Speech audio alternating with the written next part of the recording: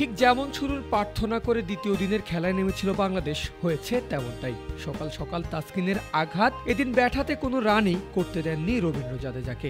লিটনের ক্যাচে সাত সকালটা আলোকিত করল বাংলাদেশ।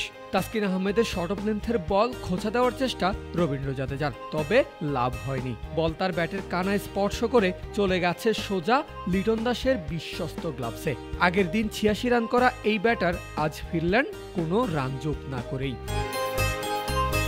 চেন্নাই টেস্টের দ্বিতীয় দিনের তৃতীয় ওভারেই সাফল্য পেল বাংলাদেশ। তাসকিন পেলেন নিজের প্রথম উইকেটের দেখা। ৩৪৩ রানে ৭ নম্বর উইকেট হারালো ভারত।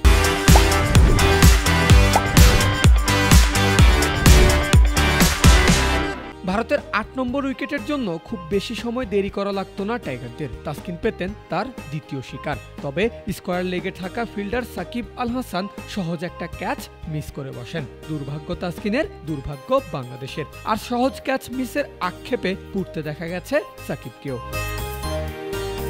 যদিও বেশিক্ষণ সেই আক্ষেপে পুড়তে হয়নি আল হাসানকে, কারণ তার মতো একই ভুল করেননি নাজমুল শান্ত। কভার অঞ্চল থেকে লুফে নিয়েছেন সহজ ক্যাচ। অবশেষে তাসকিন পেলেন তার দ্বিতীয় উইকেটের দেখা। ১৬৭ রানে ৮ম উইকেট হারালো ভারত। শুক্রবার সকালটা হয়ে থাকবে তাসকিনেরই। ৮-এর পর ৯ করতে সময় নেননি একদমই। এবারের শিকার গতদিনের সেঞ্চুরিয়ান রবিচন্দ্রন অশ্বিন। ওয়াইড লেন্থের বলে ক্যাচ তুলে দিয়েছেন মিড অফে। কোনো ভুল করেননি শান্ত, ফলে ১১৩ রান করে বিদায় ঘণ্টা বেজেছে ভারতীয় অলরাউন্ডারের।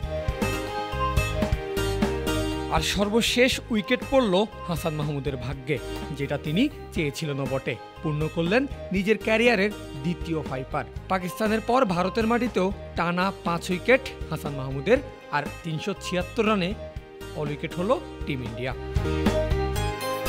শুক্রবার বাংলাদেশ সময় সকাল ১০টায় চেপকে শুরু হয়েছে চেন্নাই টেস্টের দ্বিতীয় দিনের খেলা। ভারতের সাবেক ক্রিকেটার ও ধারাভাষ্যকার দীনেশ কার্তিক মনে করেন, প্রথম দিনের তুলনায় আজ ব্যাটারদের কাজটা সহজ হবে, কারণ সকালে উইকেটে ময়েশ্চার কম মনে হয়েছে তার কাছে, আর আকাশটাও বেশ পরিষ্কার।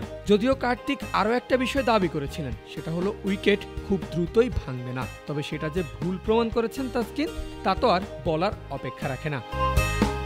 পারভেজ আল হাসান, ক্রিক ফ্রেন্জি।